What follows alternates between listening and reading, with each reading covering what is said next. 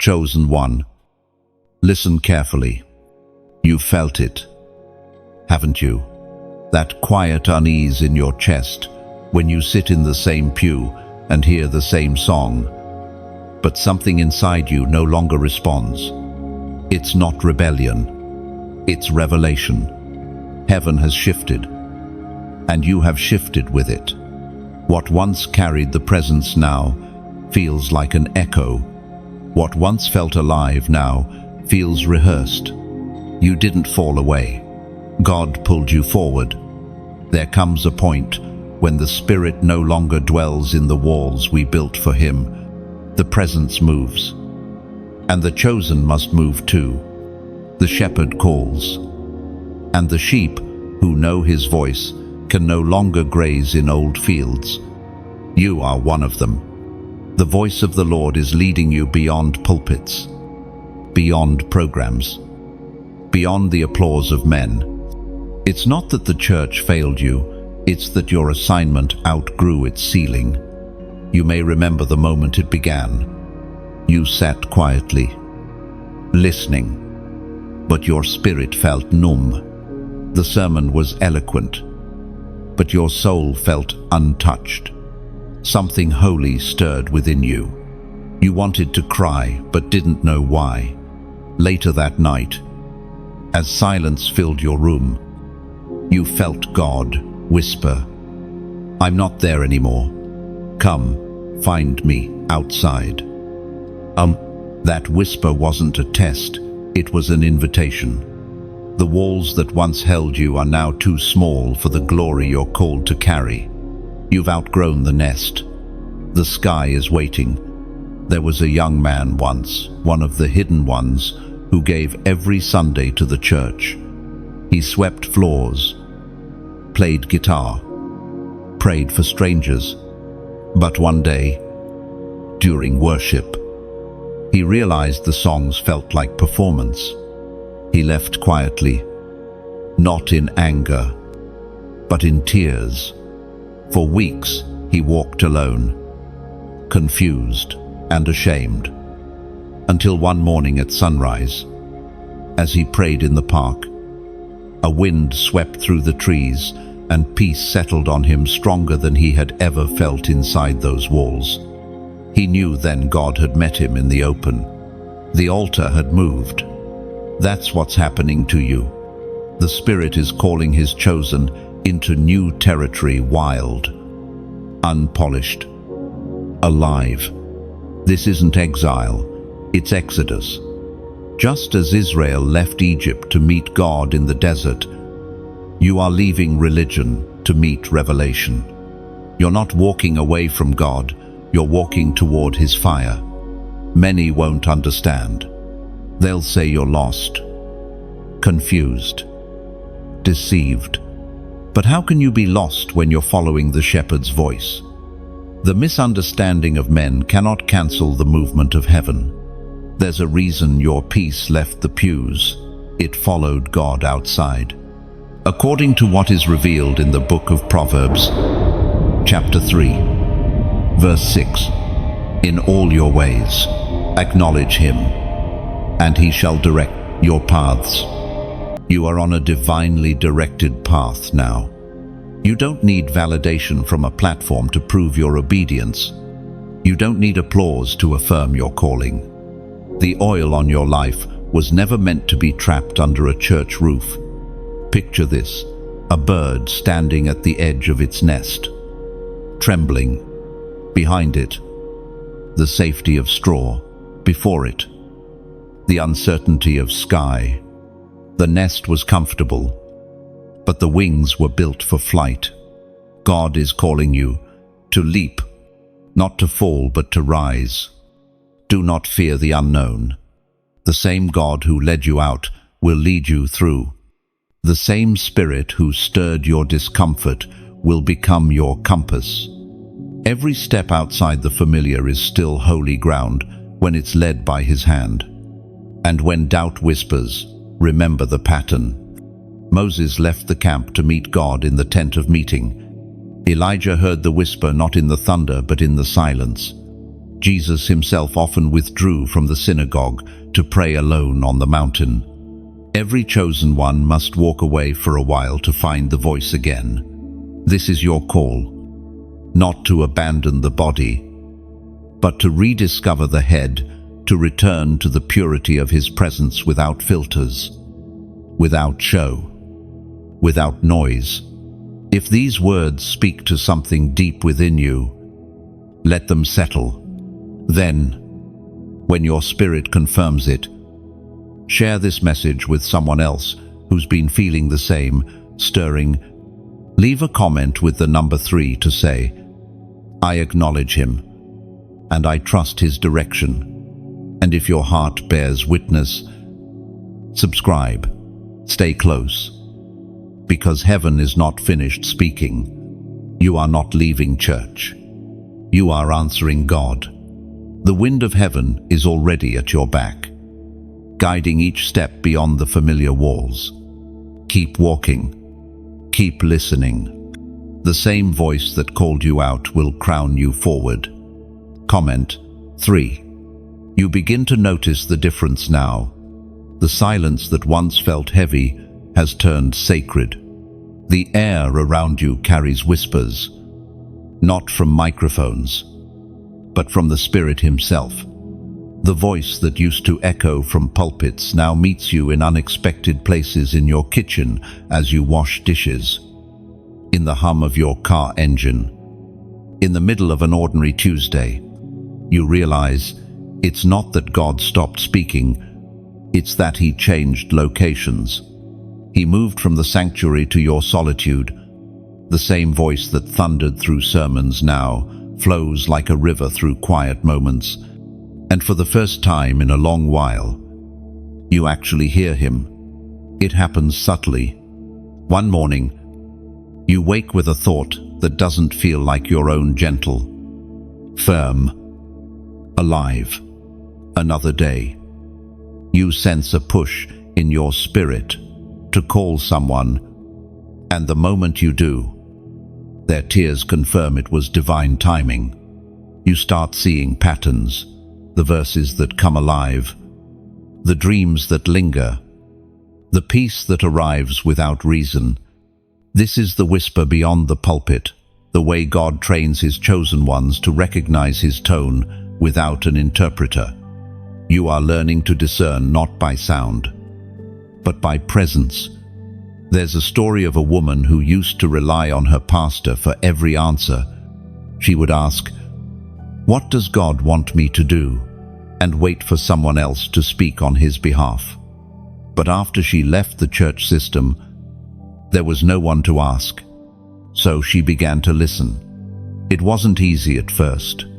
The silence felt like punishment. But slowly, she began to realize the silence was actually space room for the divine conversation to begin. One evening, as she prayed alone, she heard within her heart, "You've been waiting for men to confirm what I already whispered." She cried, realizing how long she had ignored that inner voice. From that day, she learned to lean in, to trust that the same Spirit who spoke to prophets could speak to her. 2. That's the shift you're in now. God is pulling you closer, removing the middlemen. He's teaching you to know his voice like you know your own breath. The noise of religion fades so that revelation can grow louder. There's a holy simplicity to it. You don't need stage lights or crowds to hear God. You just need stillness. That's why so many chosen ones feel out of place in systems built on volume. You were never meant to perform faith. You were meant to embody it. Sometimes his whisper comes through nature, the way sunlight hits a window, the rhythm of rain, the stillness after a storm. The Creator hides his voice inside creation, waiting for those who listen differently. We find in the book of Psalms, chapter 46, verse 10, "Be still and know that I am God." Stillness becomes your sanctuary now. When you sit in that space, no music, no sermon, no distraction, you begin to sense that you are surrounded, not by people, but by presence. And presence is enough.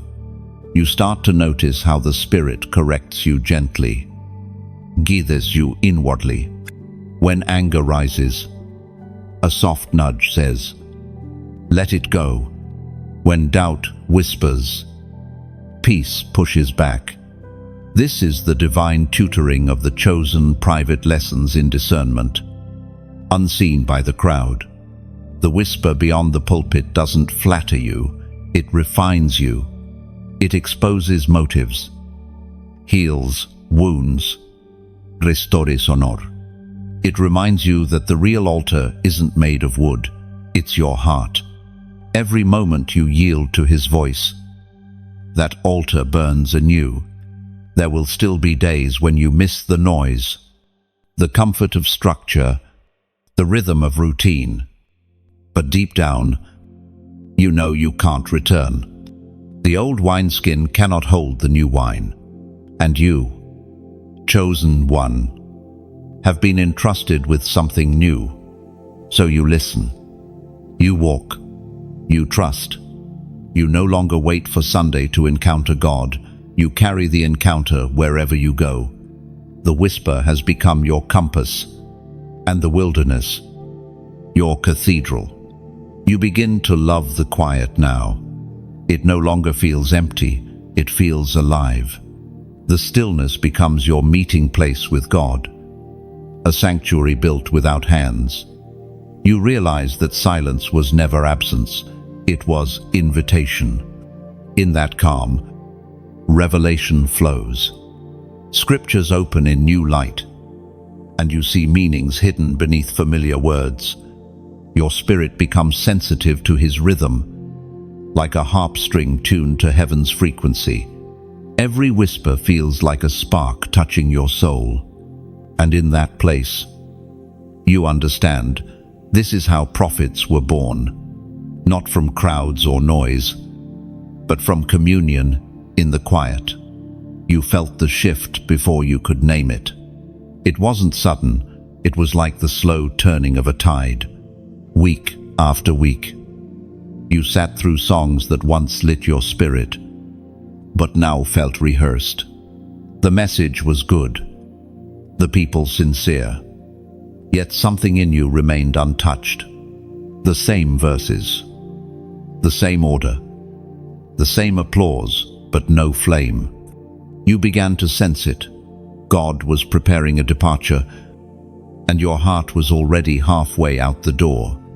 For a while, you thought it was you. Maybe you'd changed. Maybe you'd lost your passion.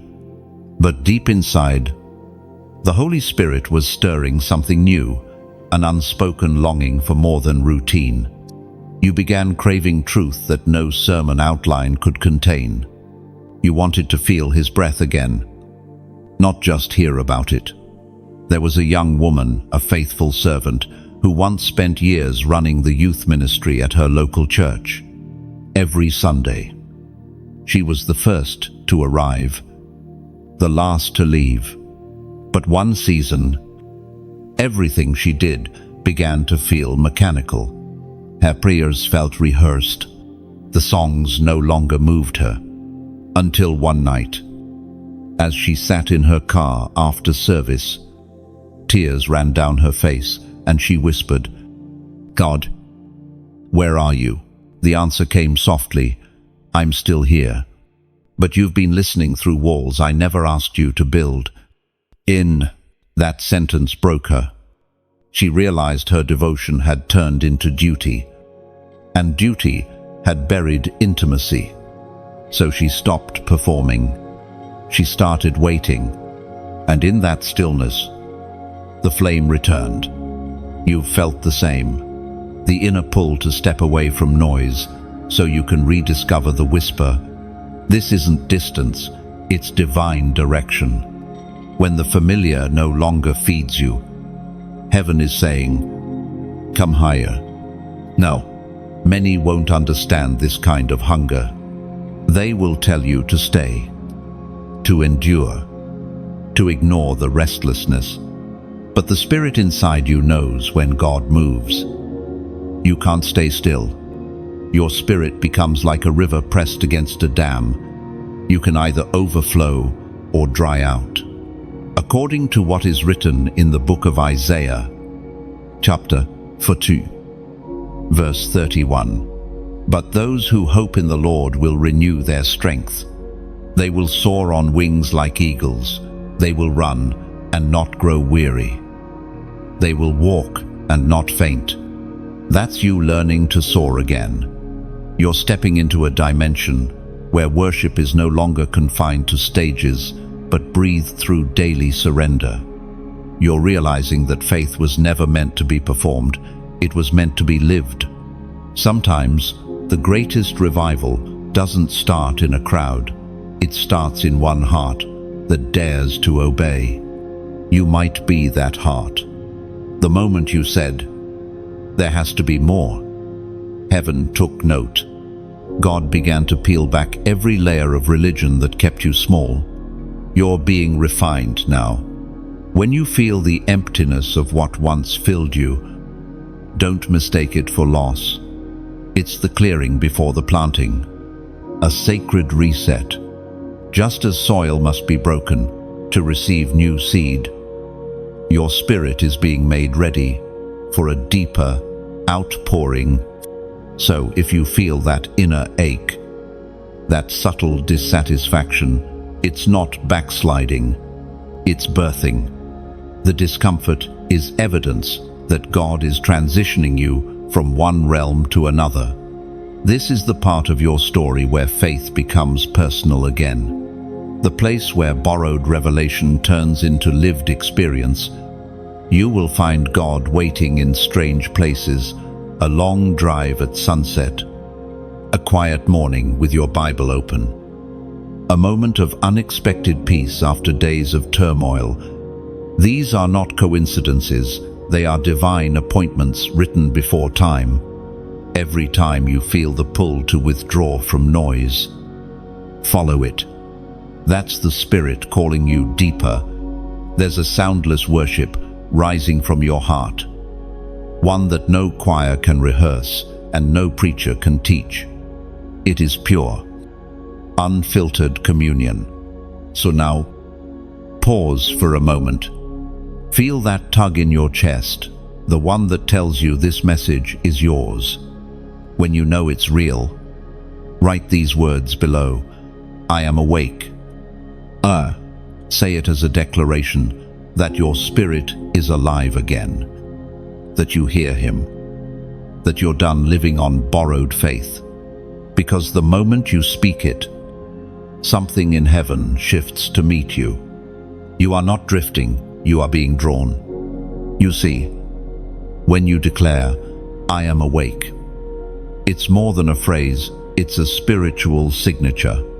It tells heaven, you are ready to hear, ready to move, ready to carry revelation without needing permission from men. And when you do, God begins to align everything: timing, connections, even silence to serve your awakening. It begins to dawn on you that what God is doing isn't about leaving something, it's about rediscovering someone. You start to see the difference between man's house and God's presence. The lights, the stages, the schedules, they were never evil, but they became comfortable. The Spirit is not bound by any of them. He moves where hearts are open, not where programs are perfect. For years, many have mistaken the place of worship for the presence of God. They thought He was found in architecture, in sound systems, in flawless order. But the truth is simpler and far more mysterious. God inhabits surrender, not structure. He is not impressed by attendance, He is moved by obedience. You begin to notice how subtle the difference is. One building can hold 10,000 worshippers, yet heaven remains silent. Another can hold 2, kneeling in repentance under a streetlight. And the atmosphere trembles. The Spirit does not measure by numbers, he measures by nearness. There was a man once, a devoted leader, who prided himself on his church's growth. Each year, the congregation doubled. The banners grew brighter, the music louder. Yet one evening, as he walked through the empty hall after service, he realized he no longer felt the same warmth he once knew. Everything looked alive, but felt hollow. As he stood beneath the stage lights, he whispered, "Lord, where are you?" And for the first time, the silence felt like an answer. Over time, God showed him what had changed. The church had become a monument to effort instead of a meeting place for encounter.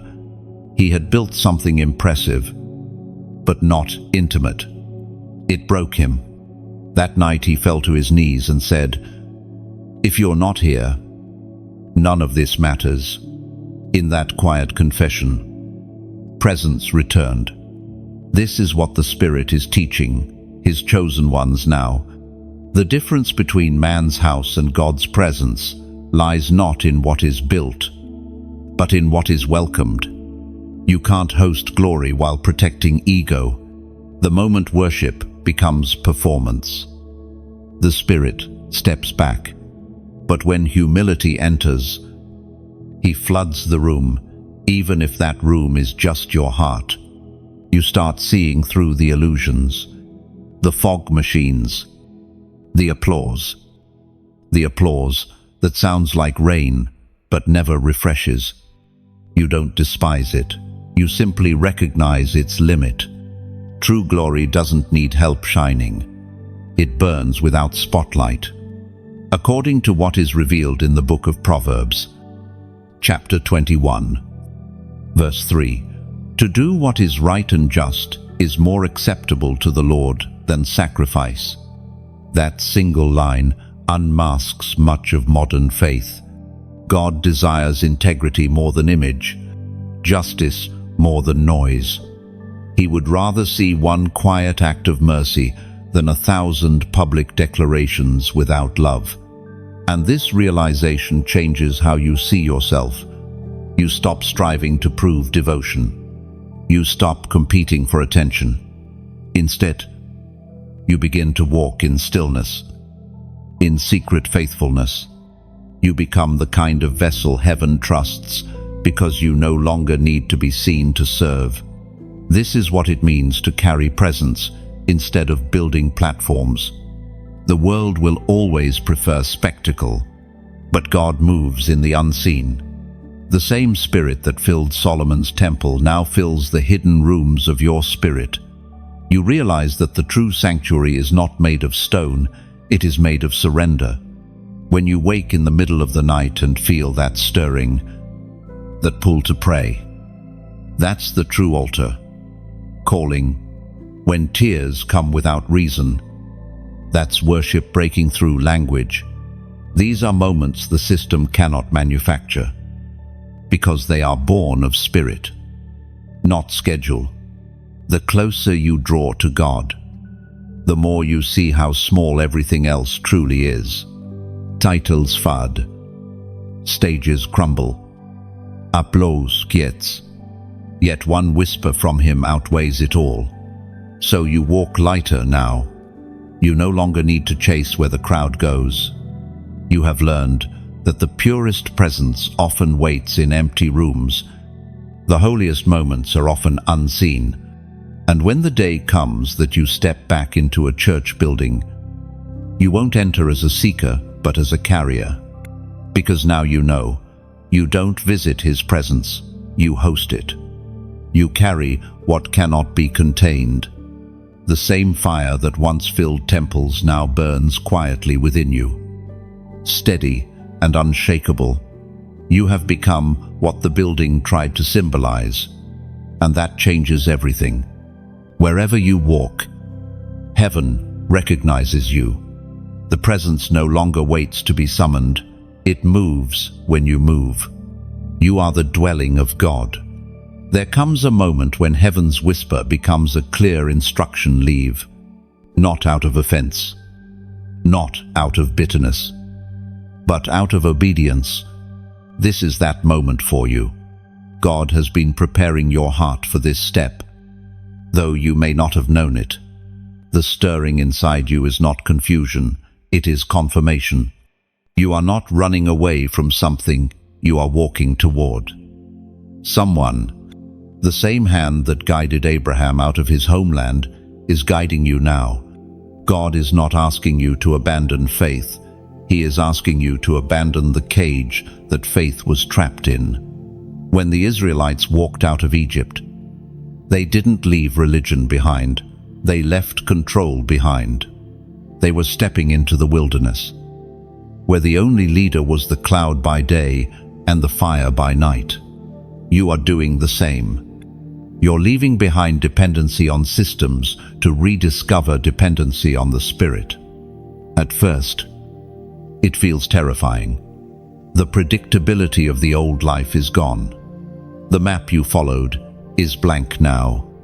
But deep down, your spirit knows this path. It's the same one. Prophets, apostles, and every true follower of God has walked the narrow road of faith. There's a story of a woman named Ruth, not the one in Scripture, but a modern Ruth. She worked faithfully for years in her local church, leading worship, mentoring young people. Then one season, she began to feel invisible. Her songs no longer carried the same weight. One night, as she prayed, she felt the Spirit say, "It's time to step out and start again." She didn't know what that meant, but she obeyed. Weeks later, she began recording worship videos from her small living room. No stage, no microphones, just sincerity. At first, only a handful of people listened, but those who did felt something pure, something real. Her voice carried presence, not performance. Within a year, her music began to touch hearts around the world. She didn't leave the church to rebel, she left to rebuild. That's what this season is for you, a rebuilding. God is creating a new space for His presence to move freely again, without walls, without brands, without control. As the prophet declared in the book of Hosea, chapter 2, verse 14, "I will lead her into the wilderness and speak tenderly to her." The wilderness is not punishment, it's preparation. The tenderness of God meets you there. You are learning again how to hear His tone, how to walk by His wind, how to see with your spirit instead of your sight. And along this path, God often uses simple acts of faith to sustain what He's building. When you choose to like or share this message, it's not just a click, it's like releasing a bird into the sky so its song can reach valleys you'll never walk through. When you subscribe, it's not following a channel, it's joining a current of believers flowing like one river, carrying light to places the world forgot. And if your heart feels stirred to donate, think of it not as giving money, but as planting fire into another soul's night. Each seed you sow becomes a lantern someone else will find when their world grows dark. You are not funding a platform, you are fueling a movement. You are the wind that helps this flame travel further. Still, hear this clearly, you owe nothing. This message is freely given, and you are freely loved. But if the Spirit inside you nudges to take part, let it be joy, not pressure. Give, because your spirit dances at the thought of someone else finding hope as you did. The offering isn't the proof of your faith, it's the echo of your gratitude. The smallest act, the briefest share, Even a single prayer, whispered with sincerity, all of it becomes part of heaven's rhythm. Imagine this message as a tiny boat sailing through night waters, carrying a lamp that refuses to go out. Every act of support, every spark of generosity, is another wave pushing it forward. Together, we become the tide that carries light into unseen harbors. And whether you ever give or not, the truth remains, you are part of something eternal. You have already partnered with heaven simply by listening and understanding. So as you walk on, remember, each time you pass the flame, another heart awakens. Each time you breathe faith into the air, heaven multiplies it. The wilderness will soon bloom. And when it does, you will know you helped it grow. The wilderness is quieter than you expected. At first, the silence feels like absence. You search for the old sounds, music, preaching, noise, but they're gone. In their place comes something deeper, slower, more alive. You start to notice the rhythm of your own breathing, the way heaven speaks between your heartbeats. This is your new classroom, and God Himself is the teacher. Here, there are no pews, no schedules, no spectators, only presence.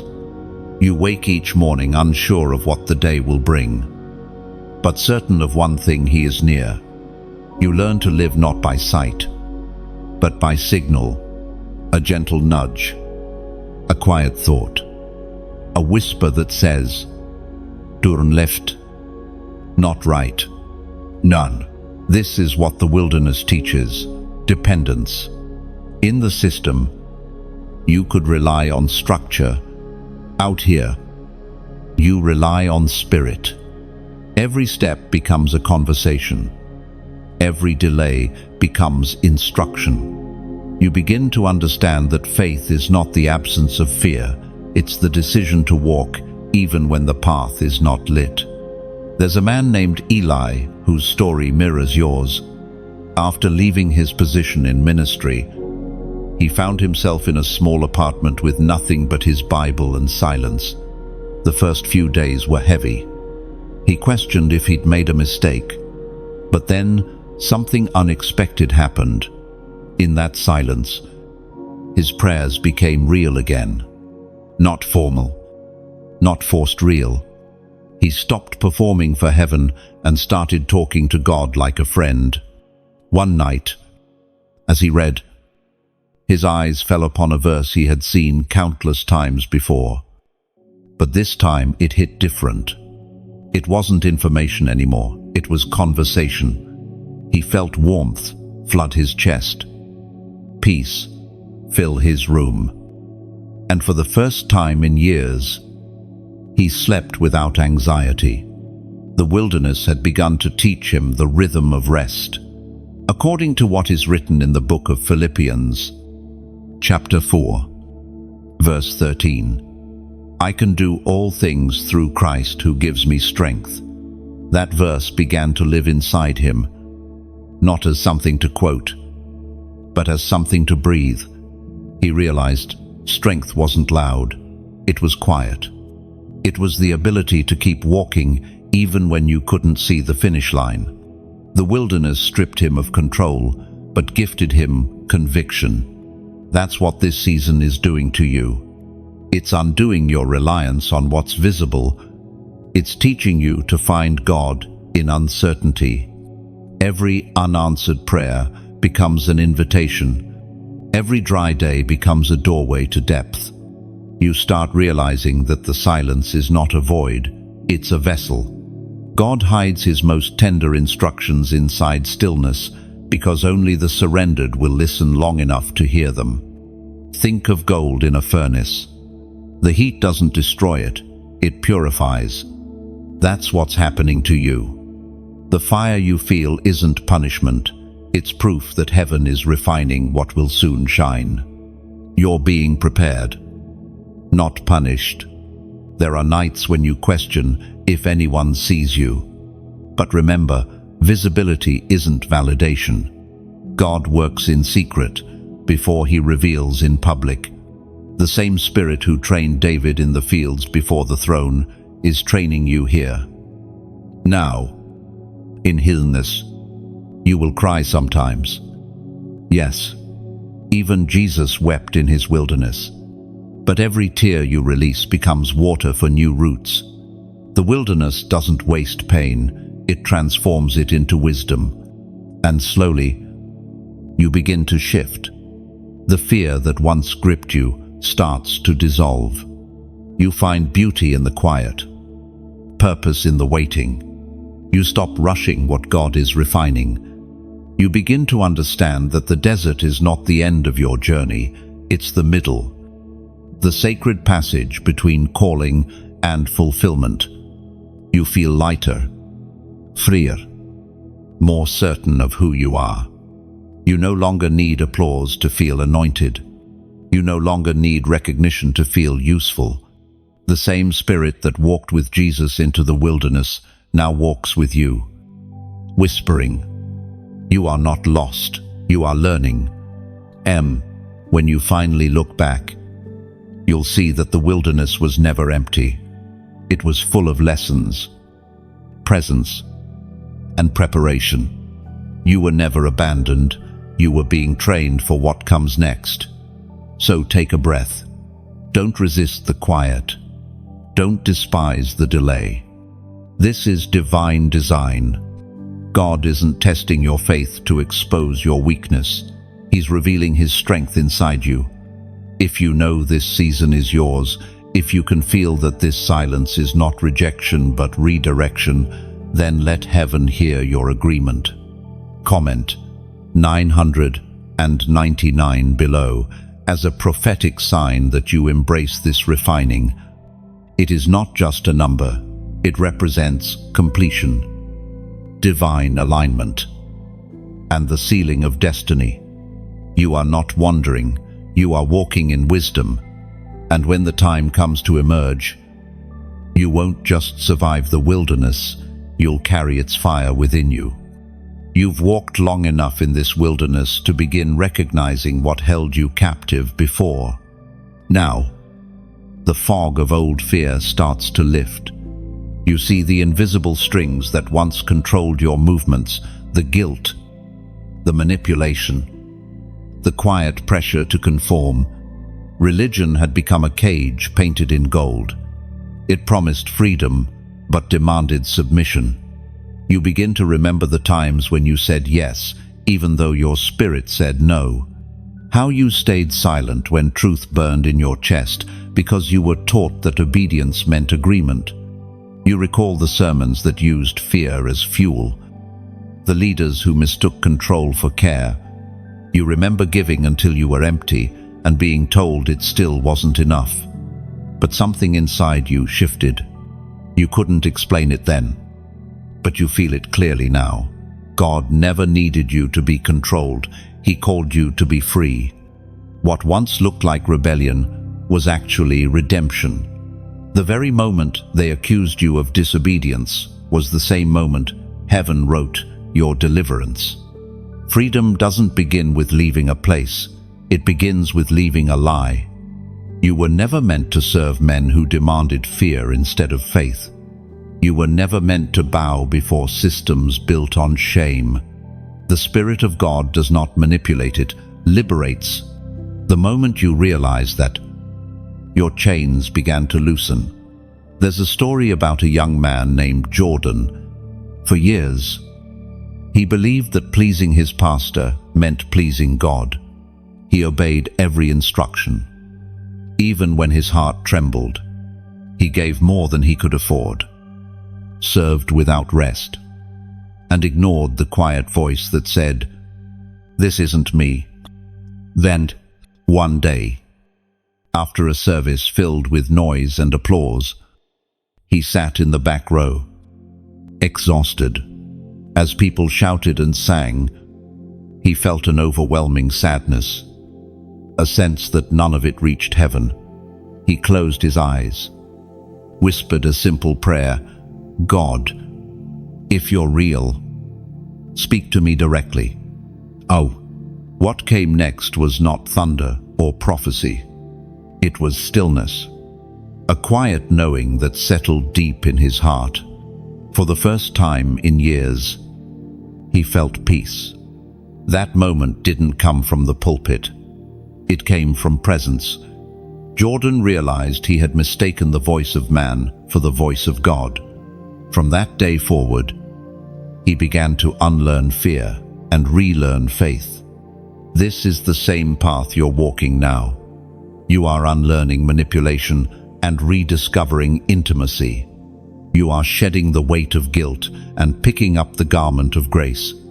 The voice that once demanded now invites. The God who once felt distant now feels closer than breath. The apostle reminds us in the book of Romans, chapter 8, verse 15, "For you did not receive a spirit of slavery to fall back into fear, but you received the spirit of adoption, by whom we cry, Abba, Father." Those words are not poetry, they are identity. You were never a slave. You were always a son, always a daughter. Fear kept you quiet, but love teaches you to speak again. And every time you call him Abba, something ancient inside you remembers who you truly are. The chains of religious control don't always break with noise. Sometimes they dissolve in revelation, one by one. The old ideas fall away. The belief that God is angry, that you must earn his favor, that you must prove your worth. You begin to understand that the cross was never a contract. It was a rescue. And with that understanding comes authority, not the kind that dominates, but the kind that delivers. You begin to walk with quiet power. When you speak now, it isn't to convince, it's to confirm what heaven already said. You stop begging for permission to shine and start walking as light. Freedom isn't loud, it's steady. It doesn't demand attention, it commands peace. You find yourself forgiving those who once held you back, not because they deserve it, but because you refuse to carry their chains any longer. You realize that even the control you suffered was used by God to teach discernment. You can now spot manipulation in an instant because you've tasted true freedom. That's how redemption works. It turns scars into sight. There's a calm authority rising in you now. The same spirit that set captives free in ancient days is doing it again through your life. You don't need to announce it. Your peace will speak louder than any sermon.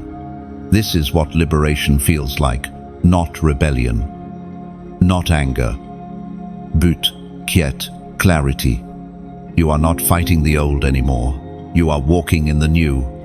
And soon, others will follow your footsteps out of their cages, guided not by your words, but by your example. Because when the truly free walk among the bound, freedom becomes contagious. You've come far enough now to understand that what God is doing is not simply taking you out of something, but revealing what's been within you all along. The moment the walls fell, the Spirit showed you a mirror, the true church, not built by hands but by heart. You realize that his dwelling place has never been confined to bricks or stained glass. It has always been breathing, alive, carried in vessels of dust and light.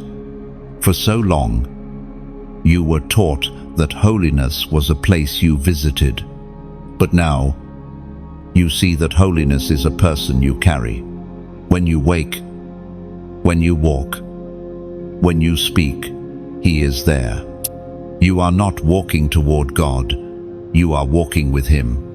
The ground beneath your feet becomes sacred because presence walks with you. There's a deep peace that comes with this realization. You no longer search for the right church, the right leader, the right environment to feel close to him. You've found the temple inside yourself. The altar is your surrender. The offering is your obedience. The incense is your prayer, whispered in secret. Once, the Temple of Jerusalem was the only place where heaven met earth. Only priests could enter. Only sacrifices could satisfy. But when the veil tore, something irreversible happened. God moved out. He chose a new temple, your spirit. The Holy of Holies now lives behind your ribs. The fire on the altar burns in your chest. There was a woman named Mara who lived this revelation in a quiet way. After leaving her church, she struggled with guilt. Every Sunday morning, she felt the ache of absence, the songs, the laughter, the community, but she couldn't go back. The Spirit had made it clear. Her season there was done. For months, she sat at home with her Bible open and tears falling on the pages. She felt lost until one morning, as dawn colored her window, she felt warmth wrap around her like a mantle. No choir, no sermon, no stage, just presence. She heard a whisper, "I am here. You are my sanctuary." End of that one sentence changed everything. She realized that she had never left God behind. She had simply followed him into a deeper room, as Jesus himself declared in the first letter to the Corinthians.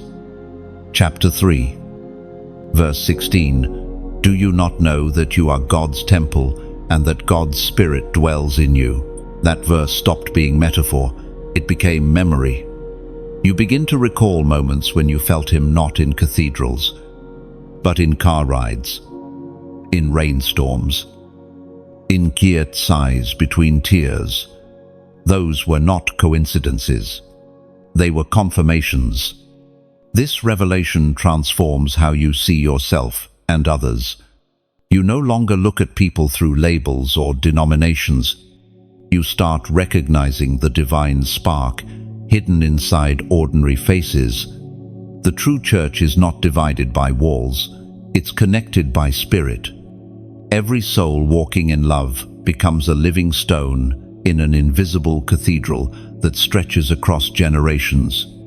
You are part of that living architecture now. You are both the brick and the breath, both the vessel and the voice. The Spirit doesn't just visit you, he abides. When you speak kindness, heaven echoes it. When you forgive, the structure strengthens. When you worship in silence, pillars rise unseen. And so you walk with new awareness. Every step is communion. Every breath is prayer. You stop waiting for Sundays to feel spiritual, because every day has become sacred. Even the mundane holds mystery. Now the smell of morning coffee, the sound of distant laughter, the touch of sunlight, all become reminders that God has made his home in you. Sometimes you still miss the old ways, the familiar rhythms of collective worship, but then you remember, the church was never the gathering, it was the glory within the gathered. And wherever 2 or 3 hearts carry his presence, even in silence, heaven draws near. You are no longer chasing presence, you are carrying it. You are the lamp, and he is the flame. Together you become light. This realization humbles you.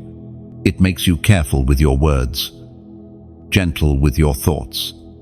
You begin to understand that carrying God means representing him in every act, no matter how small. Love becomes your doctrine, mercy your message. And as this truth settles deeper, fear leaves. The pressure to perform disappears.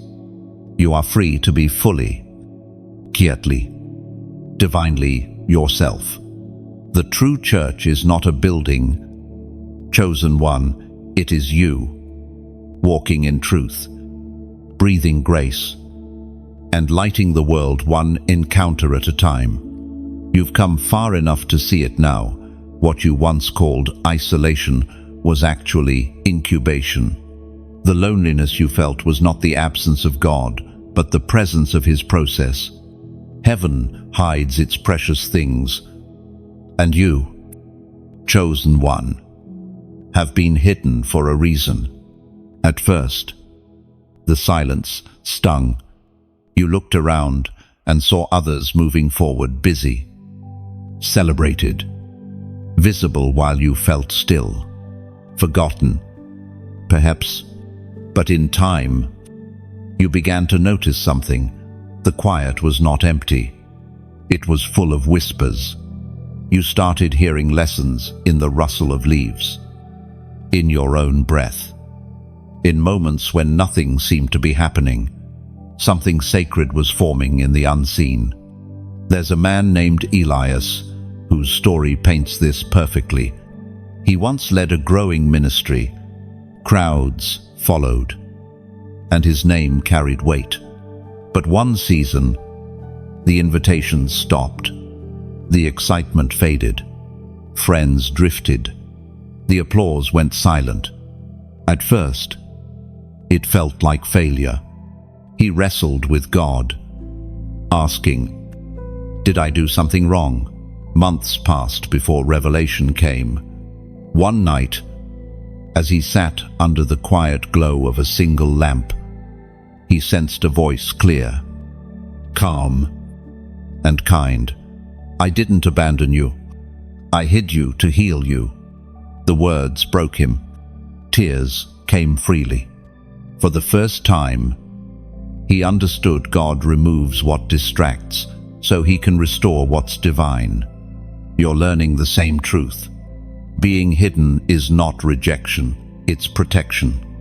The caterpillar isn't buried in a tomb, it's wrapped in transformation. The soil doesn't suffocate the seed. It shields it until it's strong enough to break through. Heaven never wastes a waiting season. The Spirit spoke through the prophet Nahum in the book of Nahum, chapter 1, verse 7. "The Lord is good, a stronghold in the day of trouble. He knows those who take refuge in Him." That verse anchors you. It reminds you that even when no one else sees your growth, God does. He recognizes the ones who find shelter not in fame, but in faith. You are not overlooked. You are observed by the eyes of heaven. In this hidden season, you are learning patience that doesn't depend on progress, peace that doesn't need proof, and purpose that doesn't demand platform. You begin to sense the quiet authority of those who have wrestled and survived. Every tear shed in secret has been anointed. Every lonely night has written endurance into your bones. The isolation that once frightened you now feels like protection. You start realizing that not everyone can go where God is taking you. He has to narrow your circle so that your roots can deepen. Some relationships ended because they couldn't carry the next version of your calling. It hurts, but it's holy. One day, you'll look back at this season and thank God for the solitude, because it was here that He taught you to recognize His voice without echoes, to find His peace without confirmation, to stand tall without applause. The wilderness didn't break you, it built you. And the beauty is, this hiddenness is not forever. When the time is right, God Himself will call your name out of obscurity, just like He did with David in the fields, Esther in the palace, and Joseph in the prison. The same God who placed you in the shadows will be the one to bring you into the light. But by then, you won't crave attention. You'll crave assignment. You'll no longer need to be seen to know you're chosen. So, when the silence feels unbearable, Remember, heaven is still speaking. God's greatest works begin in quiet rooms, through ordinary hearts who dared to stay. The hidden ones are the future torchbearers. The ones overlooked by men are the ones trusted by heaven. If this message stirs something deep within you, if you feel like God has tucked you away for reasons you can't yet see, then write these words below. Still becoming. It's not just a comment. It's a declaration. It means you're not stuck. You're still forming. It's your way of saying, I trust the silence. I trust the soil. I trust the season. And when you say it, heaven records it. Because every hidden seed has one promise. It will bloom when the time is right. You are not forgotten. You are still becoming. You see, becoming is not about speed. It's about surrender. The seed doesn't argue with the soil. It simply trusts the process. That's you now learning to rest while God works beneath the surface. And soon, when the first light touches your branches, the world will realize what heaven already knew. Your hidden season was holy preparation, not delay. You can feel it now. The air has shifted. Something in the spiritual atmosphere has changed. The wilderness that once felt endless is beginning to glow with signs of life. A new dawn is rising, not outside you, but from you. Heaven's reformation is unfolding, and you are standing in the middle of it. The world has seen religion dressed in robes and titles, but God is revealing something raw, something real. He's raising a generation of believers who carry altars in their hearts, not on stages. The fire that once flickered behind pulpits is now burning in kitchens, in small circles of prayer, in voices crying out online, unpolished but pure. You are part of that move. You may not even realize it. But every moment you choose truth over comfort, humility over pride, obedience over noise, you become a spark in the great wildfire of heaven's reformation. There's a story of a man named David, not the shepherd boy of Scripture, but a quiet artist in our time. For years, he painted for galleries, chasing recognition. But one day, he felt the Spirit whisper, "Paint for me." Confused, but convicted, he began creating in silence. No promotions, no audience. Months passed before one of his pieces caught the attention of a woman who said, "I don't know why, but this painting healed me." That's when David understood. The anointing doesn't need advertisement, it needs authenticity. And that's exactly what heaven is restoring through people like you. This reformation isn't loud, it's luminous. It's made of people who no longer need spotlights to shine. The chosen ones are rising quietly, carrying light into places religion forgot to go.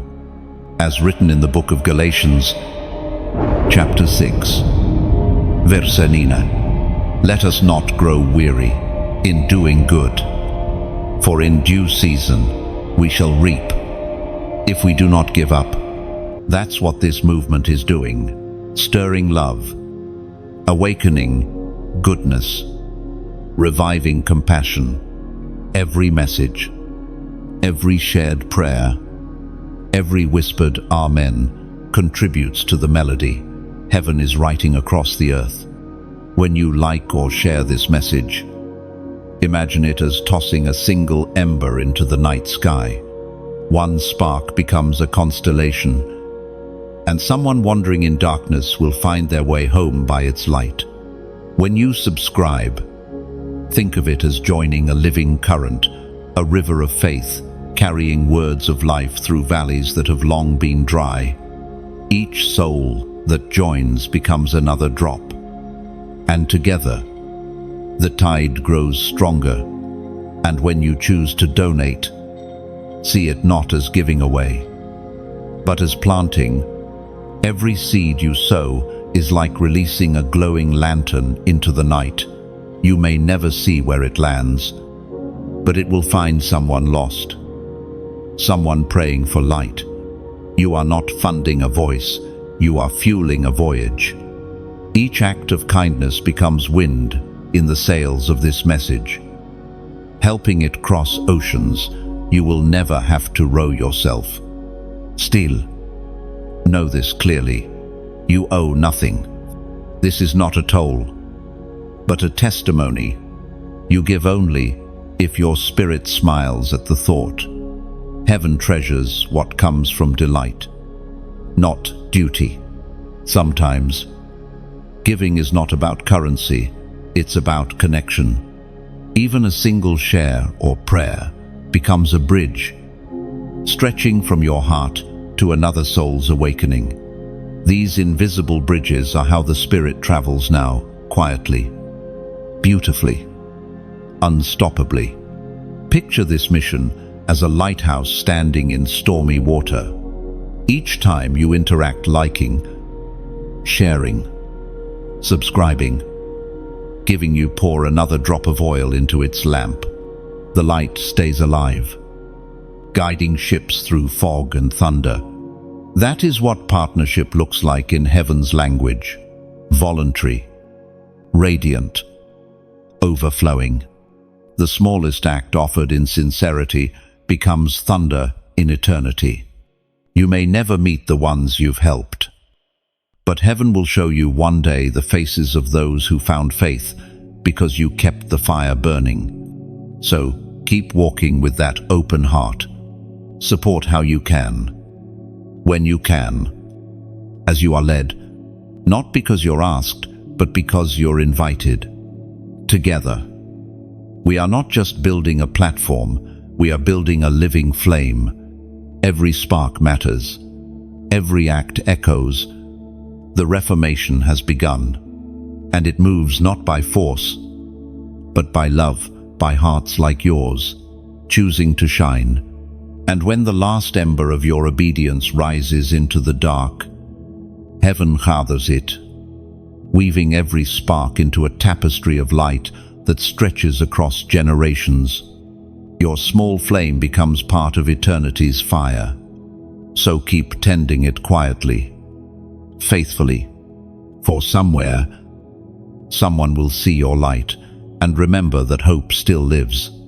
The more light you carry, the more the darkness notices you. It's an old pattern, one that every chosen one eventually faces. When God begins to awaken new life in you, old powers, spiritual, emotional, even human, start to tremble. You can feel it sometimes, can't you? The invisible resistance, the sudden misunderstandings, the strange heaviness that tries to smother your peace. This is not coincidence. It's confrontation. You are standing in the space between the old and the new. The old systems sense that their grip is slipping, while heaven's new rhythm begins to rise. This is the clash of two kingdoms, the crumbling order of religion and the unstoppable tide of revelation. It feels personal, but it's not. It's spiritual. You start to notice it in conversations. People who once embraced you now avoid you. Friends who celebrated your growth now question your motives. Even within your own heart, an old fear tries to whisper, "What if you've gone too far?" But the same spirit that called you out now steadies you with peace. You are not crazy for feeling the pressure. Growth always comes with friction. When new wine fills an old skin, the tension is natural. The shaking isn't meant to break you, it's meant to separate you from what no longer fits. There's a man named Caleb who lived this very story. After years of faithful service in his church, he began to speak about things God had been showing him, truths about grace, identity, and freedom. Some listened, others resisted. Rumors began to spread that he had changed. He was accused of pride, of rebellion, even of deception. At first, he tried to defend himself, but the Spirit whispered, "You don't have to fight to be proven. Truth defends itself." He stopped arguing and started interceding. In that quiet strength, his peace returned. Months later, one of his harshest critics came to him privately and said, "I don't understand everything you say, but I can't deny the presence you carry." That's when Caleb realized the battle was never about being right. It was about staying pure. You begin to learn this same lesson, that spiritual warfare isn't always loud. Sometimes it's the quiet choice to love when you could retaliate, to bless when you could expose, to stay steady when you could prove a point. Every time you choose peace over pride, you win a battle unseen. According to what is written in the book of Ephesians, chapter 6, verse 12, "For we wrestle not against flesh and blood, but against the rulers, against the authorities, against the powers of this dark world, and against the spiritual forces of evil in the heavenly realms." That verse becomes your lens now. You stop taking things personally. You stop fighting shadows. You begin to see the bigger picture, that every opposition is proof of advancement. The enemy only fights what threatens him, and you, walking in truth, are a threat to deception. This understanding transforms your response. You no longer meet resistance with fear, but with focus. You stop trying to convince, and you start to discern. Not every conflict needs your reaction. Some just need your silence. The Spirit teaches you when to speak and when to stand still. You begin to understand that the greatest weapon you carry is not argument, it's alignment. When your heart stays in step with God's will, nothing can pull you off course. The storms can rise, but they can't sink what heaven sustains. There will be moments when the warfare feels heavier than usual. On those days, remember the pattern of victory: worship, stillness, truth. The enemy cannot survive in the presence of worship. He cannot manipulate a heart anchored in truth. You will come to see that even the attacks were necessary. They pushed you into deeper prayer, clear discernment, stronger trust. Without opposition, your faith would have remained theory. Now, it has become your foundation. The war between the old and the new isn't just around you, it's within you. Each day, you choose which voice to believe: fear or faith, control or calling, noise or knowing. The decision to stay faithful, even when misunderstood, is what shapes you into the vessel heaven intended. So when pressure builds, don't panic. When people misread you, don't retreat. Keep your eyes on the unseen. You are not being destroyed, you are being distinguished. The shaking proves you are carrying something real. This war will not break you, it will brand you. And one day, when others see your calm in the chaos, your peace amid the noise, they'll realize what tried to crush you only confirmed who you were all along. You are not losing ground. You are learning authority. Something beautiful begins to happen after the battle. The quiet after the storm feels different. The air seems clearer. Your spirit lighter. You start to realize that what you thought would break you actually built you. Every tear, every night of confusion, every silent prayer in the dark They were all molding you for this moment. Now, heaven begins to move again. But this time, not through grand buildings or polished sermons. The Spirit starts pouring out in places no one expects, on back porches, in coffee shops, through phone calls and live streams, through people who carry no titles but carry the fire. Revival no longer looks like packed auditoriums. It looks like authenticity. It sounds like laughter between those who have healed. It feels like peace where chaos used to live. The prophetic outpouring is no longer centralized. It's personal, intimate, everywhere. There was a woman named Layla who once thought her calling ended when she left her church. But then, one afternoon, as she prayed quietly at her kitchen table, she felt led to record a short prayer and post it online. She almost didn't do it, thinking, who would listen to me? But she obeyed the whisper. That prayer reached thousands in days. Strangers wrote to say they wept as they listened. One woman even said it stopped her from ending her life that night. Layla cried as she read the messages. She finally understood. Revival didn't need a building. It needed a willing heart. The same thing is happening everywhere. Chosen ones rising from hidden places, releasing words, songs, and revelations that no structure can contain. The glory is traveling through ordinary vessels, teachers, mothers, artists, travelers, people who never planned to preach, but now live as proof that God still speaks. According to what is revealed in the book of Joel, chapter 2, verse 28, "And it shall come to pass afterward, that I will pour out my Spirit on all flesh. Your sons and your daughters shall prophesy. Your old men shall dream dreams, and your young men shall see visions." That prophecy is unfolding now, not in temples, but in timelines, not on pulpits, but on platforms, not through the famous, but through the faithful. The Spirit is bypassing formality to reach the hungry. Heaven is visiting living rooms more often than cathedrals. You are part of that prophetic outpouring. Every time you speak truth, every time you share hope, you are participating in revival.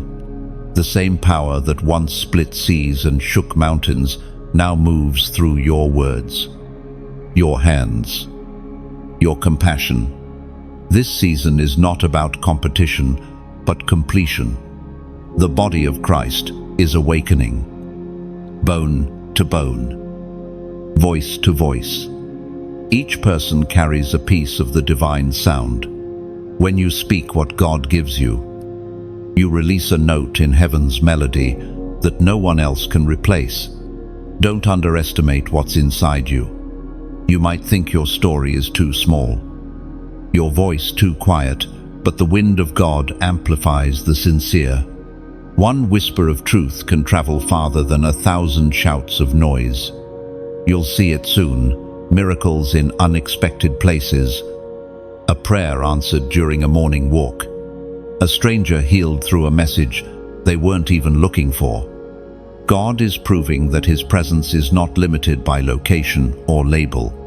The same Spirit that hovered over creation now hovers over your obedience.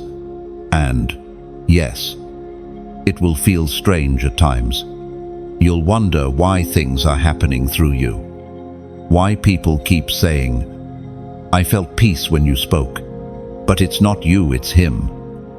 Flowing freely because you stopped trying to be perfect and simply said, "Yes." The prophetic rain is falling again. You can sense it, the atmosphere charged with mercy, the unseen current pulling hearts toward truth. The chosen are awakening, one spark at a time, until the earth glows with unfiltered presence. If this word resonates with your spirit, if you can feel the rain in your bones, the confirmation in your chest then respond as a sign of agreement. Comment 444 below. Not as a number, but as a declaration. It symbolizes open heaven, divine alignment, and the flow of revelation. Write it as a prophetic act, saying, I am part of this outpouring. I will carry the rain. No, because revival isn't coming, it's here. And it's moving through you. You are not waiting for a move of God. You are the move. Every word you speak in faith becomes a drop in the flood of His glory spreading across the earth. So stand firm, vessel of light. The heavens have opened above you, and the rain you carry will awaken nations still sleeping. As the rain of revelation continues to fall, something begins to change within you. It's subtle at first, like dawn, spreading its first faint color across the horizon, but then it deepens. You feel stronger, steadier, more certain of who you are in God. You begin to see that this journey was never just about leaving something behind. It was about uncovering who you were all along. You start to recognize the mark of the remnant, the ones who have passed through fire and didn't lose their flame. You carry a quiet boldness now, not loud or arrogant, but grounded and radiant. It's the kind of confidence that doesn't come from applause, but from alignment. You've been through too much to doubt the voice that brought you here. There's a unique peace that rests on those who have walked through purification. It's the peace that comes from knowing you don't need to prove your worth anymore. You've seen what remains after the shaking: your faith, your love, your integrity, and that's enough. There was a woman named Naomi who once faced this moment of realization. After years of serving in ministry, she stepped away when she felt the call to solitude. People misunderstood her choice, whispering that she had lost the fire. But during her quiet years, she found it again, this time burning from within. She began writing prayers in her journal, thinking no one would ever read them. Years later, those writings became a devotional that reached millions. The same fire that others said had died was simply hidden, waiting for its appointed time. You are walking in that same pattern. The hidden ones are now being revealed, not by their efforts, but by God's timing. The remnant carries a signature that can't be imitated, humility and authority flowing together. They are not perfect, but they are pure. They are not loud, but they are luminous. According to what is written in the book of Proverbs, chapter 10, verse 9, whoever walks in integrity walks securely, but whoever takes crooked paths will be found out. That verse becomes your reflection now. You understand that integrity isn't about perfection. It's about purity of motive. The remnant is marked not by titles, but by truth. Their power is not in charisma, but in consistency. They are trustworthy because they have been tested. You can sense heaven's trust in you, increasing. Doors that once seemed locked begin to open. People start coming to you for wisdom, not because you seek attention, but because your peace speaks louder than any platform. The anointing on your life begins to attract without effort. That's how divine authority works. It doesn't need advertisement. It simply flows. You've also learned that being part of the remnant comes with responsibility. You can no longer live half awake. Your words carry weight now. Your choices ripple through unseen realms. The way you forgive, the way you love, even the way you rest, all of it matters. Heaven has invested too much in you for you to live casually, and yet This responsibility doesn't feel heavy anymore. It feels holy. You no longer see obedience as burden, but as privilege. Every time God gives you an instruction, you recognize it as an invitation into deeper trust. You understand that the remnant doesn't strive to be seen, they strive to stay surrendered. There's a clarity in this season that you didn't have before. You can tell what's real and what's counterfeit, who's walking in spirit and who's walking in show. Discernment has become second nature to you. The battles that used to shake you now only sharpen you. You no longer react to warfare, you respond with wisdom. And the beauty of it all? You are not alone. Across the world, countless others are awakening just like you. They may never meet you, but their spirits recognize yours. Together, you form an unseen army, gentle, powerful, unstoppable. The mark of the true remnant isn't a symbol you wear, it's a way you live. You carry light with humility, truth with tenderness, strength with stillness. You've been forged in the secret place, and now you shine without trying. You are the living proof that fire doesn't destroy, it defines. The world will know you not by your noise, but by your nature. You have become a lantern in human form, shining quietly, guiding softly. You don't chase attention, you attract peace. Everywhere you walk, the air shifts because heaven recognizes its own reflection within you. This is the legacy of the remnant, to live as light, to love without fear, and to leave the world brighter than you found it. There's a calmness that settles once you embrace who you are. You no longer crave validation because you've learned that heaven's approval outweighs every human opinion. The misunderstandings that used to wound you now only remind you that you are walking a path not everyone can see. And that's all right. The chosen ones are not meant to be understood by everyone. They are meant to be recognized by heaven. You start to see your past differently now. The rejection that once broke you now looks like redirection. The doors that slammed shut, the people who left, the opportunities that disappeared, all of them were divine filters. They weren't removing your worth, they were refining your focus. What you thought was loss was actually preservation. There was a man named Theo who lived this revelation. He once dreamed of leading a great ministry, gathering crowds, and speaking to thousands. But each time he reached for a platform, it slipped away. Invitations stopped coming. Friends distanced themselves. He thought he'd failed his calling. But one night, as he prayed with a heavy heart, he heard a whisper. I kept you hidden because I didn't want your influence to become your identity.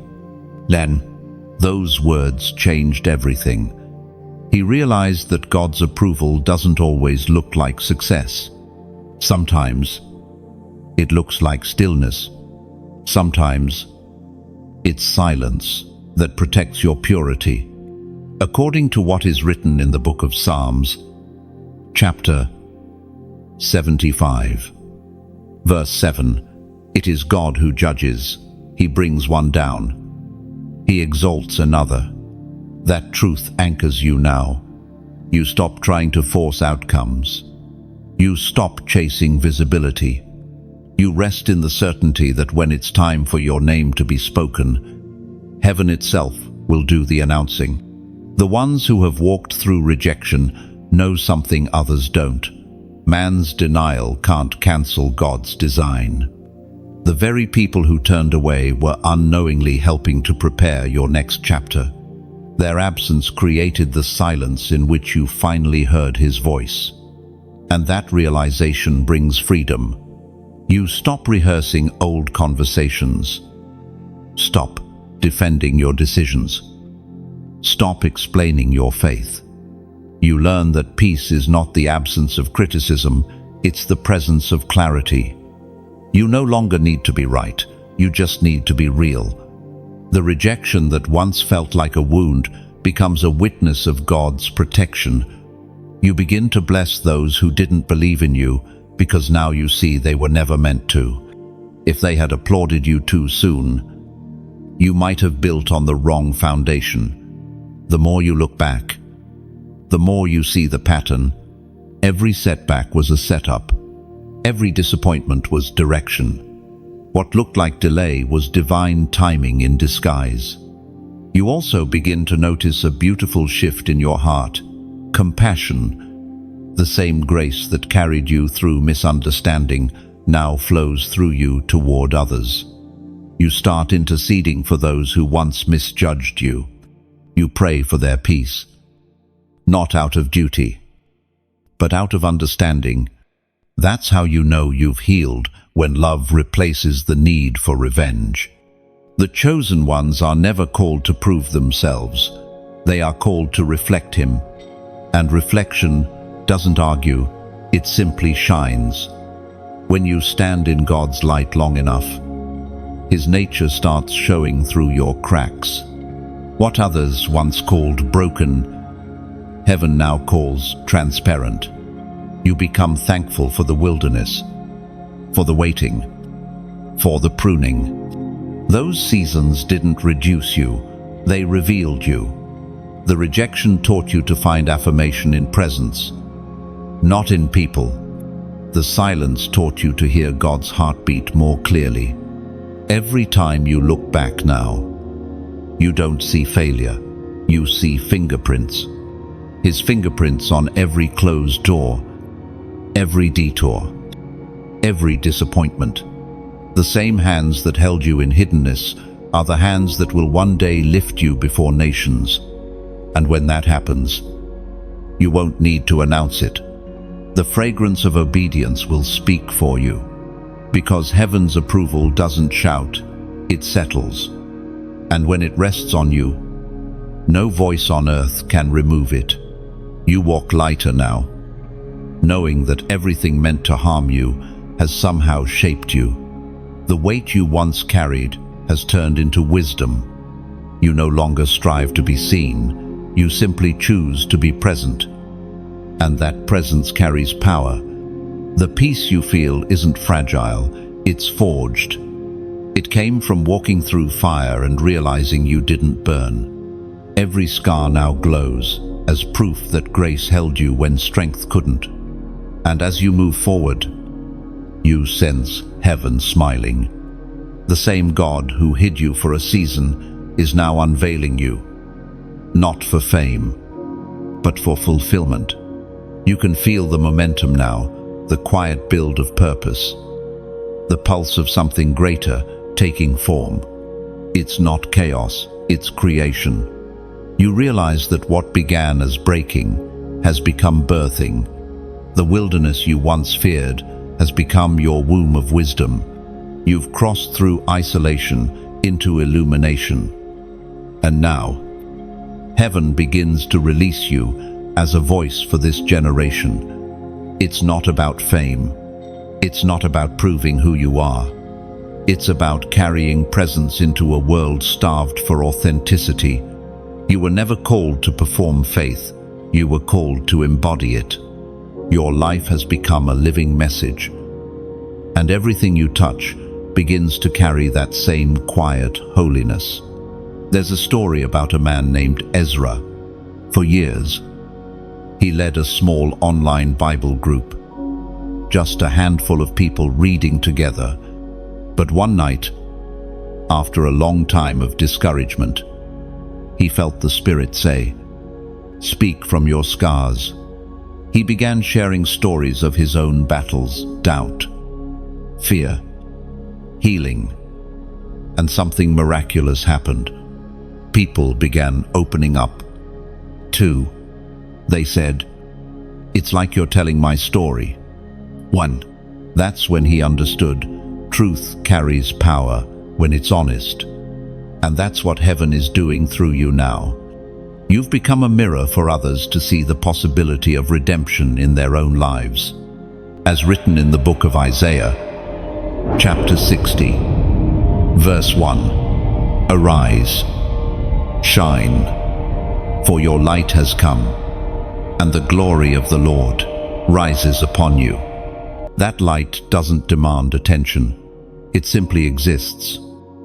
And in existing, it guides, the same way stars never ask for notice. Yet travelers depend on them. You, too, are becoming that steady, light, quiet, faithful, constant. When you like or share this message, imagine it as opening a window in your soul so that the warmth you feel can drift outward and find another heart shivering in silence. Each small act is a sunrise in someone's night. When you subscribe, think of it as adding your voice to a choir made of light. Each person who joins becomes a new note, and together, our harmony can be heard even in the places where hope once went quiet. When you comment below, let it be more than words. Let it be a prayer. Each comment becomes a ripple of faith, a wave that carries peace farther than your eyes can see. You are not typing, you are releasing a blessing. And when you donate, don't think of it as giving away. See it as planting an orchard. You may never taste its fruit, but generations will rest beneath its shade. You're not funding a message, you're feeding the future. None of this is obligation, it's overflow. Every act of engagement is worship, wearing new clothes. Each gesture, whether it's a share, a prayer, or a seed, becomes another brushstroke in heaven's painting of redemption. You give not to receive, but because love can't stay still. You share not out of duty, but because the light inside you keeps spilling over the edges. Think of this moment as a quiet symphony. Every time you move, heaven hears music. Every act of kindness is a chord. Every offering a heartbeat. Every yes, a note that says, I am part of the light. Oh, and even if all you do is read these words and whisper, Amen, that's enough. Because even a whisper can move mountains when it's sincere. You are not here by coincidence. The fact that you've read this far means heaven has found agreement in you. If your heart is stirred, respond, however. You're led like the tree that bends towards sunlight without needing to be told. You are the light Isaiah saw. You are the dawn God is raising. So keep shining. Not because you must, but because it's who you are. Keep giving. Not because you owe, but because you overflow. And when heaven gathers the light of every act, every prayer, every unseen kindness, it will form a tapestry so bright that even eternity will remember your glow. Because you weren't made to chase light. You were made to be it. You are standing now where the horizon meets eternity, where all your waiting turns to wonder. The light you carry no longer flickers, it flows. You've become a sunrise in motion, a moving miracle dressed in human skin. Heaven trusts you with what it hides from many, quiet authority. Don't rush this moment. Let the peace settle in your bones. Every step forward now carries prophecy. You are not searching anymore, you are shining. What once broke you now builds others. What once silenced you has become your song. And as you keep walking, remember, your light doesn't end where your reach does. It keeps traveling, touching lives you'll never meet, igniting souls you'll never see. When the light matures, it no longer fights the darkness, it transforms it. You begin to notice that the same spaces that once drained you now become opportunities to pour out peace. You don't need to announce your presence. Your presence itself becomes announcement. People feel safer when you walk in. even if they can't explain why. You carry atmosphere now. Heaven has learned to rest in you. This is what happens when a chosen one reaches alignment. The noise of the world loses its power to shake you. The storms that once terrified you now sound like familiar songs. You recognize the rhythm of heaven, even in thunder. Maturity isn't about perfection, it's about perception. You no longer see from pain, you see from purpose. There's a man named Jonah. No, not the prophet, but one living now, who once struggled with the weight of calling. Every time he tried to run, his life unraveled. He mistook peace for comfort and calling for control. But when he finally surrendered, not out of fear, but out of faith, the very waves that once swallowed him carried him forward. His story is a reminder. Surrender doesn't shrink you, it situates you. That same realization is dawning in you. You start to understand that obedience isn't about loss, it's about alignment. The more you yield, the more everything begins to flow. Doors open without effort. Provision arrives without panic. And opportunities emerge without manipulation. You are no longer striving, you are synchronized. As written in the book of Romans, chapter 12, verse 2, do not be conformed to this world, but be transformed by the renewing of your mind, that you may prove what is the good and acceptable and perfect will of God. That truth settles deep within you. Transformation isn't about becoming someone new, it's about remembering who you were before fear began teaching you how to shrink. The renewal of your mind isn't a one-time miracle, it's a daily conversation between heaven and your heart. Each thought surrendered becomes a doorway through which divine wisdom enters. You begin to walk differently, not faster, not louder, but steadier. You no longer chase moments, you create them. Every word you speak carries authority because it comes from a healed place.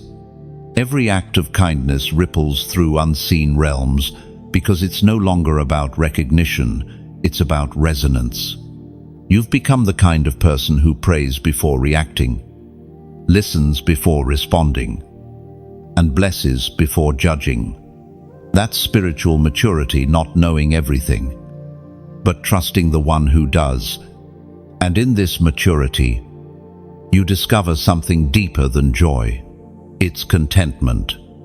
Joy can dance in moments, but contentment walks through seasons. It's the quiet satisfaction of knowing that even when nothing changes externally, you are complete internally.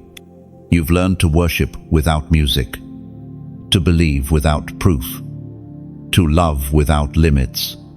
The chosen ones who reach this stage stop needing constant confirmation. They don't chase prophetic words, they become prophetic lives. Every choice they make, every place they go, every person they touch carries residue of heaven. The light no longer just shines, it sanctifies. You also begin to understand that maturity means mercy. The more revelation you carry, the gentler you become. You stop judging others for where they are because you remember where you've been. You realize that grace is not leniency, it's leadership. To walk in grace is to walk as a guide, not a critic. And as this awareness deepens, you begin to recognize how heaven measures success, not by scale, but by surrender. The quiet ones who obey without applause are often the loudest in the courts of eternity. The prayers whispered in kitchens, the sacrifices made in secret, the forgiveness offered when no one's watching, these are the true crowns. There's a sense of wholeness growing inside you now. You feel both grounded and lifted, anchored and free. The paradox of heaven becomes natural. You lose yourself to find yourself, give to gain, bow to rise. In this sacred balance, your life starts to look like a sermon, even when you're silent. You no longer talk about transformation, you embody it. You are living proof that holiness doesn't hover above humanity, it dwells within it. And that's the revelation you've been walking toward all along. You were never meant to escape the world, you were meant to illuminate it. To walk among people not as one superior, but as one surrendered. To live in such a way that love becomes visible. The journey that began in breaking ends in becoming. And now, as heaven watches, the story written in your scars reads like a song, a melody of mercy, a testimony of trust. You have become the proof that redemption is not just a word, it's a way of life. There's a stillness that follows completion, not the silence of emptiness, but the quiet hum of fulfillment. You've walked through valleys, crossed deserts, endured storms, and now you stand on holy ground, not because the place changed, but because you did. Everything within you has settled into divine rhythm. What once felt chaotic now feels orchestrated. What once hurt now feels holy. You look back, and the map of your life finally makes sense. Every wrong turn was a redirection. Every closed door, a protection. Every delay, a preparation. You realize that nothing was wasted, not the tears, not the waiting, not the silence. Every moment had purpose written between its lines. This is what it means to finish a divine cycle, not to be done, but to be different. You are no longer chasing destiny, you're carrying it. You are not trying to find meaning, you are meaning in motion. The very breath you breathe now feels sacred, as if heaven is exhaling through your lungs. There was a woman named Esther, not the queen of old, but one chosen now. She used to pray for miracles in panic, asking God to fix everything. But after her own wilderness, her prayers changed. They became gentler, slower, filled not with requests, but with recognition. She no longer begged for peace. She became peace. That's how you know transformation is complete, when what you used to seek becomes what you naturally carry. According to what is written in the book of Hebrews, chapter 12, verse 1, let us run with endurance the race that is set before us, fixing our eyes on Jesus, the author and finisher of our faith. That verse feels different now. You're no longer just running, you're flowing. The race isn't about speed, it's about surrender. You understand that endurance isn't the absence of exhaustion, it's the decision to keep going even when you don't understand. You've learned how to walk by faith, not as a phrase, but as a way of breathing. You've also learned that not every chapter ends with applause. Some endings are quiet, like a sunset sinking behind the hills. No crowds, no fanfare, just peace. That's what this moment feels like. A soft exhale after the long climb. You don't need to shout victory. You are victory. Completion doesn't mean everything looks perfect. It means you've made peace with the process.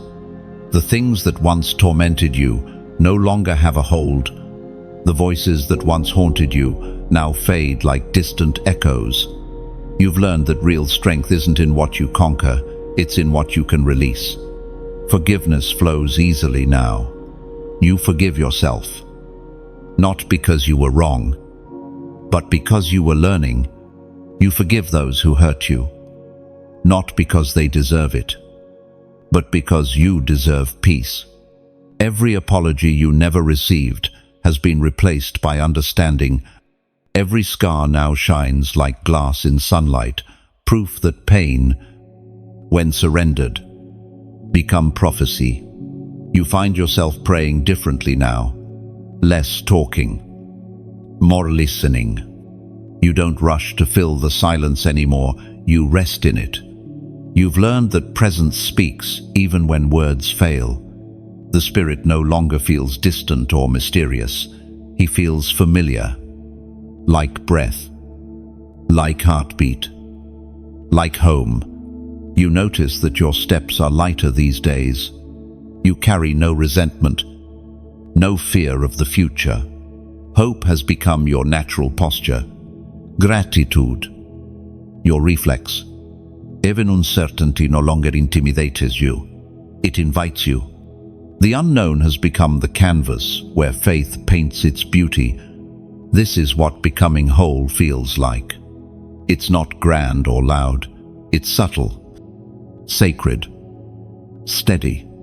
It's waking up every day knowing that even if nothing changes, everything within you already has. It's the calm assurance that you're exactly where you're meant to be. And though this chapter closes, you sense something else, a continuation that cannot be written, only lived. You know that the same God who called you out will keep calling you higher. There is no final destination for the chosen, only deeper communion. The wilderness, the warfare, the wonder, all of it has led here. The place where your identity and His presence become one. You are no longer searching for God in distant heavens.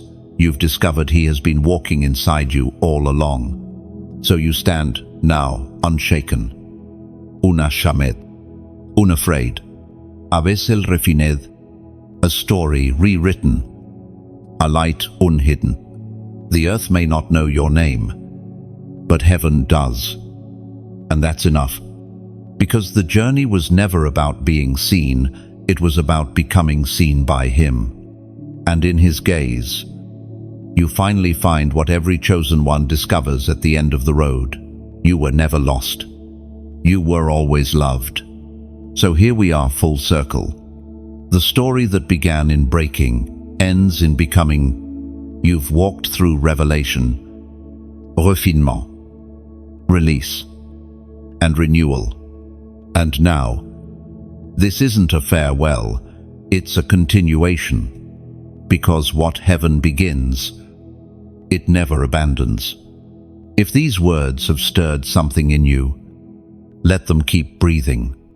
When you like or share this message, imagine it as releasing a lantern into the night sky. Its glow might reach someone standing on the edge of despair, reminding them that hope still burns quietly somewhere. One spark can start 1,000 dawns. When you subscribe, think of it as anchoring your soul near the fire. Each new message is not another post, it's another breath of light sent to steady you when the wind of life howls too loud. It keeps you connected to the rhythm that first awakened you. When you comment, let it be more than words. Think of every comment as a stone skipped across living water. Your honesty sends ripples of healing into hearts you'll never meet. Maybe your few words will be the echo that helps another soul find its way home. And if you donate, let it flow like a river gift. You're not giving away, you're letting grace travel through you. Every seed you plant becomes a bridge. Every offering a candle placed in another's window. You are feeding light into the places still waiting for morning. None of this is required. It's invitation, not instruction. The beauty of true giving is that it's born from overflow, not obligation. You share because your heart recognizes itself in the message. You respond because the light inside you refuses to stay still. So as you close this moment, remember, you were never just an audience, you were an altar. The glow that found you now lives in you. Carry it gently into the world. Keep shining. Keep solving. Keep letting heaven move through your hands. Because this isn't the end.